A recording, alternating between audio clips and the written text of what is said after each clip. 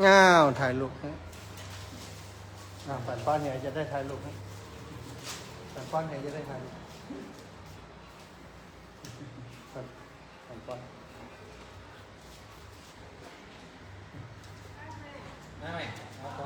ยายน้อยฮับป้อนปู่หลวงปู่หลวงปู่สาธุเนอปูเนอขจายเนอปูเนอส่งจดหมายให้มาเดี๋ยวปู่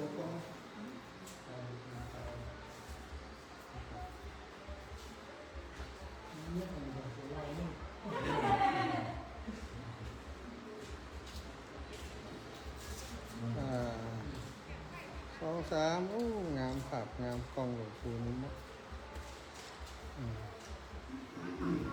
วันนี้ลูกหลานมาดำหัว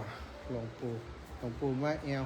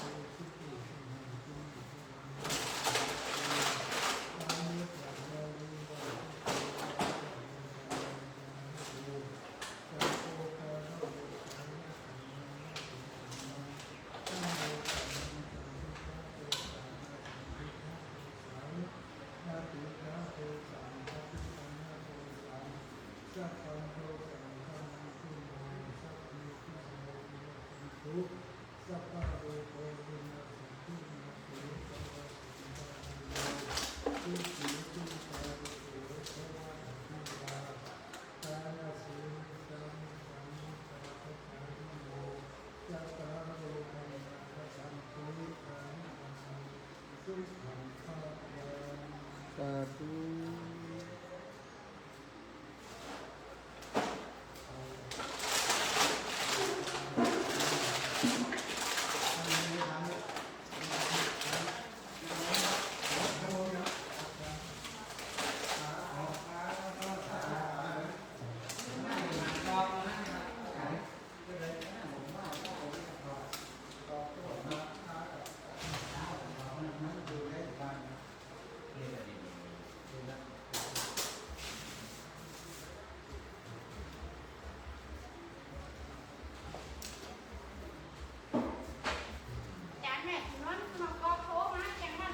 โอ้กระเบื้องกระไปแล้วเหรอ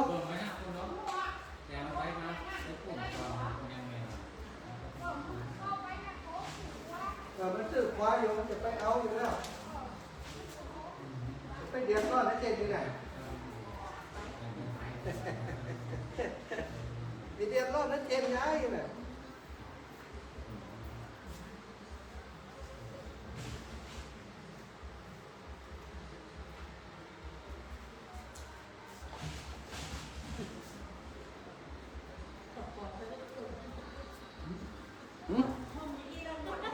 เนี่ยรวดละเยี่ยมละ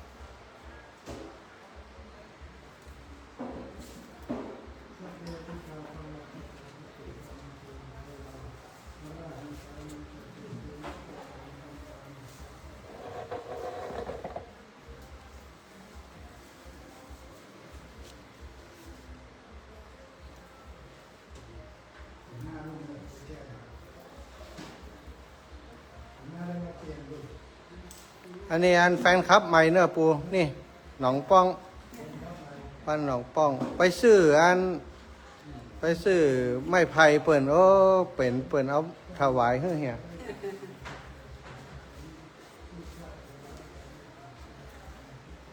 ปีอ่อยมาเขาสบายใจเล่มเดียวนี่นะถึงได้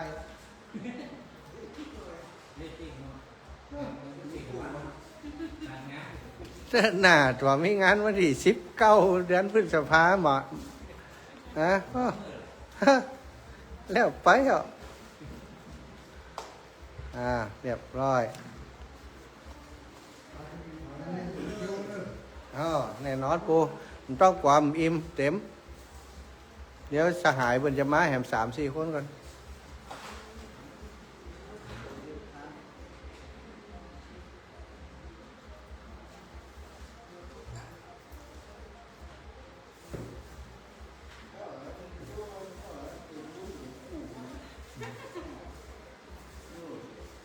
นั้น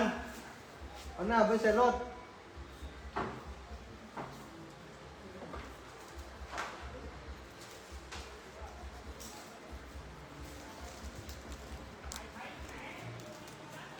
ลืมนกปูรุ่นเล็กเนี่ยอาจารย์ยังผ่านเดือนนี้ไอ้มันมีรุ่นใหญ่ที่นึกที่มันโกเตียวันนี้ไม่มีอันนี้เนี่ยครับก็ถ่าดิมันหมดเนี่ยจะมาแล้วพกกันวิ่งอยู่ครับปู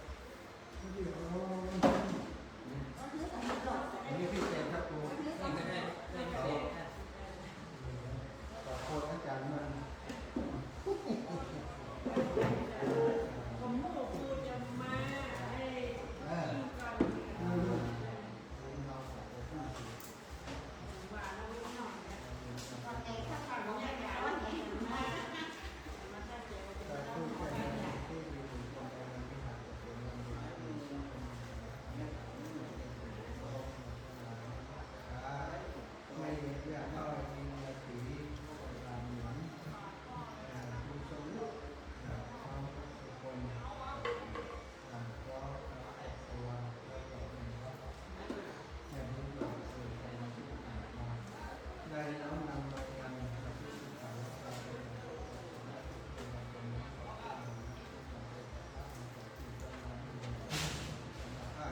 ซึ่งพระราชาเจ้าประสิทธิ์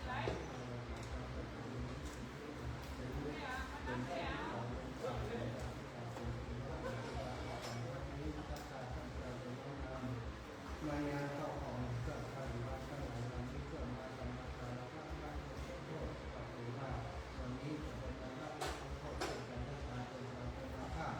จะได้การไปในที่นี้เป็นอย่างตลอดเป็นนิสัยที่สารครับญาติโยมทั้งหลายให้ทุกคนทำนักต่อเป็นปามาถ้าการตั้งใจเป็นผู้ปฏิบัติปฏิบัติต่อสิ่งที่เป็นอย่างโดยเจตนาหรือว่าเจตนาของ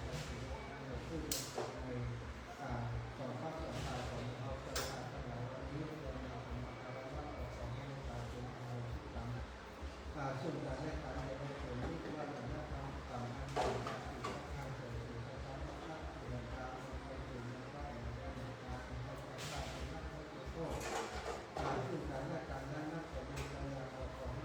เรื่องของเราเป็นผู้รับก็เลยเป็นการทำการในการเป็นการเป็นการเป็นการ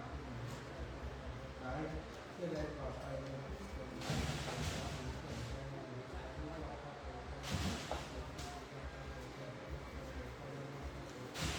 โอ้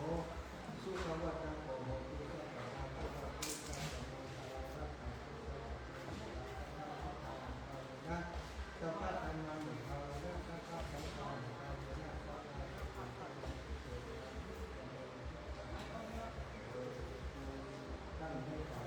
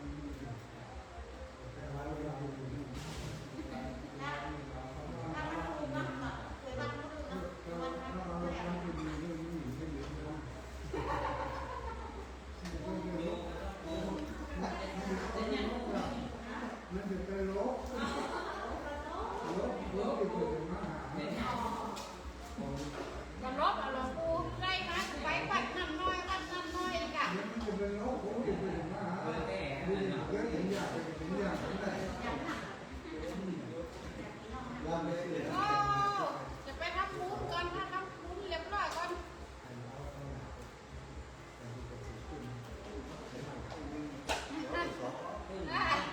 หรือว่าห้ามเสียงเราแหละ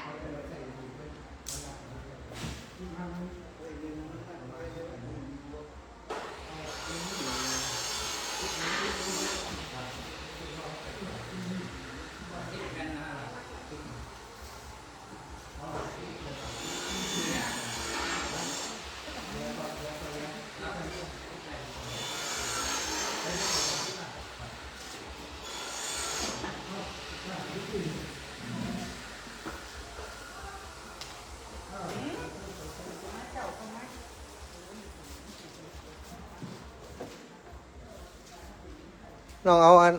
นอดปั่นมาตัวเห็นเด้อนอดปั่นมีก่อนฮะมันมีดูความคืบหน้าอันนี้คือแผนกจัดการเรื่องต้นตุปีอ้อยเดินทางมาจากม่อนจอมพอดำเนินการเรื่องอันต้นสตังป้อมปอก้าต้นมาอีนี่เอามาแหมอยู่กันนี่ฮะก็ปีนี่เราเอาเยอะตู้ปีลุงมาเลยนะผมเดินทางผมลืมไปผมจะบอกเขาว่ามันจ้องมันเดินทางแต่ก็เหมือนกันถ้ามันมาแต่จะบอกเขาว่ามันเป็นลงไม้หมอแล้วก่อนเดินทางกำลังแบบแต่มันกำลังออกว่าเป็นจังหวะ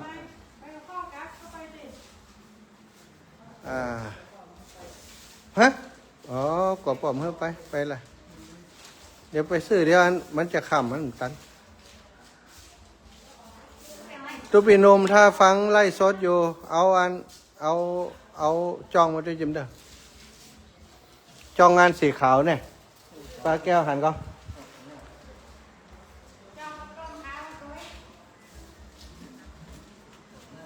อันนี้ครูบาอาจารย์หลวงปู่ท่านอาจารย์พระครูปริยัติรัตนโชติได้มาเยี่ยมดูสถานที่กว่าเฮาย่ำแต่มาพอวันนี้ปอหนานเนี่ยพักพื้นอยู่เนี่ยกันได้นะนะพ่อมเตี้ยตอนนี้ถือว่าโครงสร้างส่วนของถืมใกล้จะเสร็จแล้วสักเดี๋ยวก็จะทำส่วนของเวทีวันนี้หลวงปู่มาตรวจงานท่านอาจารย์สาธิตมาตรวจงานท่านอาจารย์พระครูปริยัติรัตนโชติมาตรวจงานมาดูความเรียบร้อยอันนี้คือความห่วงใยของครูบาอาจารย์สัทธามันใจมันฮักหลวงปู่เอาไปเพาะได้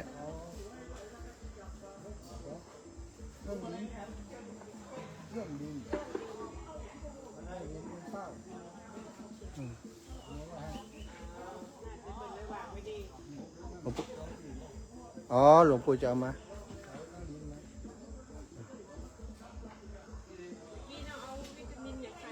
เอาล่ะต้องใส่วิตามินล่ะเอาเหรออ๋อมันได้ดูแลเปิ้นอ่ะเพราะตอนเดี๋ยวถ้าอย่างเรียบร้อยก็จะอ๋อหนักเลยจ้ะน้อย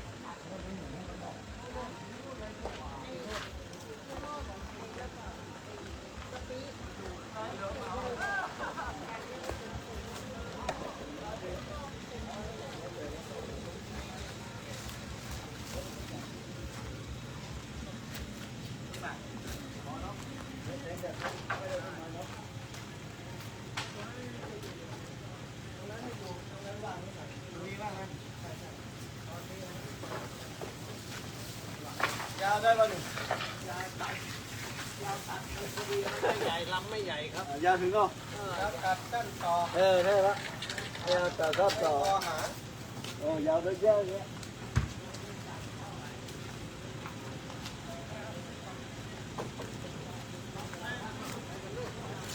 ครับผมอาจารย์